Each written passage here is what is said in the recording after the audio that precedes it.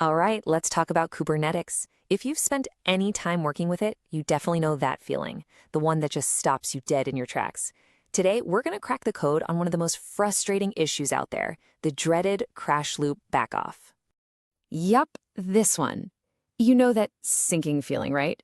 You check your pod status and bam, there it is. A message that just screams, something is very, very wrong. It's kind of like a rite of passage for anyone using Kubernetes. But here's the thing, it really doesn't have to be a total roadblock. And there it is, in all its glory, CrashLoopBackOff. I mean, the name itself just sounds bad, doesn't it? And you know exactly what's happening. You're stuck in this horrible loop. Your pod starts up, it fails, Kubernetes, being the helpful system it is, restarts it, and then it fails all over again. So the big question is, what is Kubernetes really trying to tell us here? All right, so let's just jump right in and decode this thing. Because honestly, understanding what's happening under the hood, that's the absolute first step to becoming a pro at fixing it.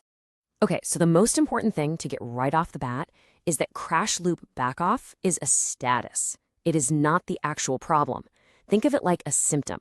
It's just telling you that your container started up and then poof, it crashed, like immediately. Kubernetes tries to be helpful and restart it, but nope, it crashes again and again.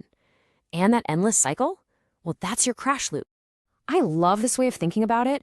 It's like Kubernetes is just shrugging its shoulders and saying, look, I've tried, I've restarted this thing a bunch of times, but it just keeps failing. I'm gonna take a little break. Maybe you should figure out what's wrong. And that little break, that's the backoff part of the name. See, Kubernetes is smart. It doesn't want to just hammer the system with constant restarts, so it actually waits a bit between each try. It starts with, say, 10 seconds, then longer, then even longer, all the way up to 5 minutes. And here's the crucial takeaway. That delay isn't a bug, it's a feature. It's Kubernetes literally giving you a window of time to figure out what went wrong. Okay, so if Kubernetes is giving us time to play detective, what's in our toolkit? Let's gear up. We're going to go over the essential commands you absolutely need to gather clues and crack this case wide open. This right here, this is your 3-step investigation process. Burn it into your brain. Step 1, check the status. Kubectl get pods, see what's up. Step 2, gather clues. Kubectl describe pod, get the high-level story. And step 3, and this is the big one, read the logs with kubectl logs. You got to find out what the container was saying right before it died.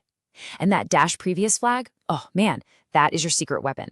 You're not interested in the new empty container. You want the logs from the one that just crashed.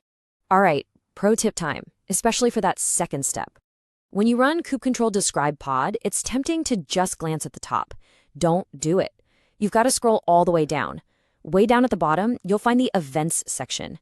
This thing is a goldmine.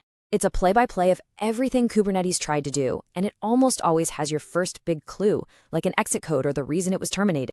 So, you've used your toolkit, you've gathered the evidence, now it's time to line up the usual suspects.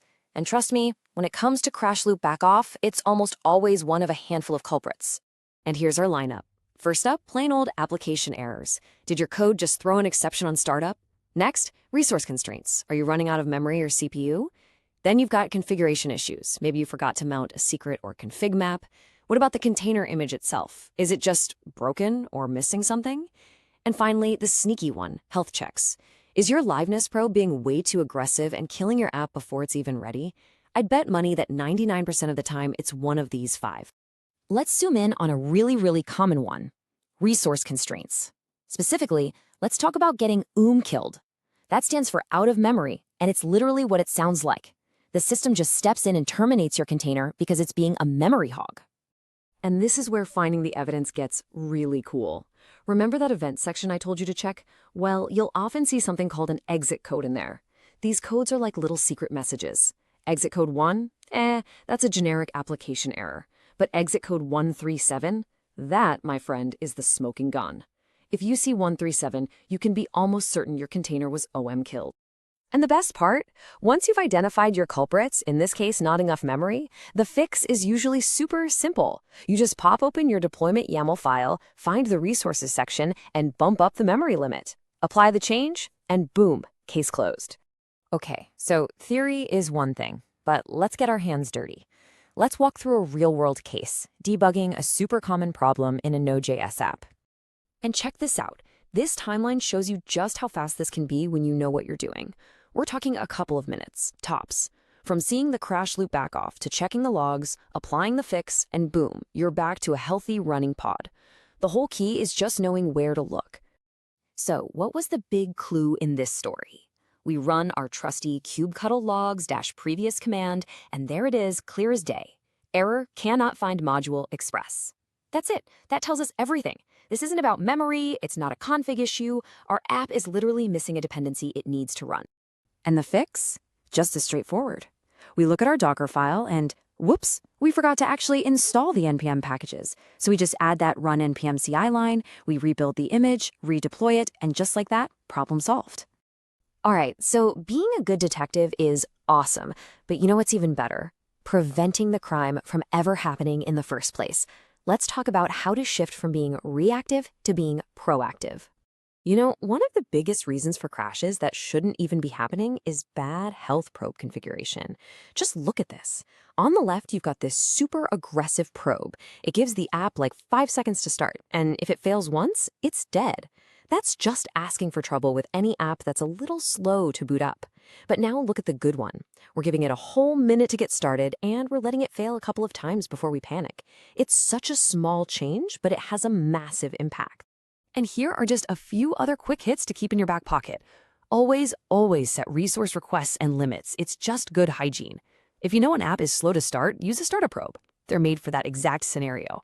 And this one's huge. Test your container images locally before you push them. You'll catch so many silly mistakes. And finally, get some centralized logging going. It helps you spot trends before they turn into full-blown emergencies. So, to wrap it all up, what's the one thing you should remember? It's this. You are the detective. CrashLoopBackOff is never the real problem. It's just the alarm bell telling you something else is wrong. Your entire job is to use your tools, describe, logs, exit codes to hunt down the real cause. And I want to leave you with this one final thought. CrashLoopBackOff is the symptom, not the disease. So the next time you see it pop up in your terminal, don't panic. Just take a deep breath, pull out your detective toolkit, and ask yourself one simple question. Are you looking for the right clues?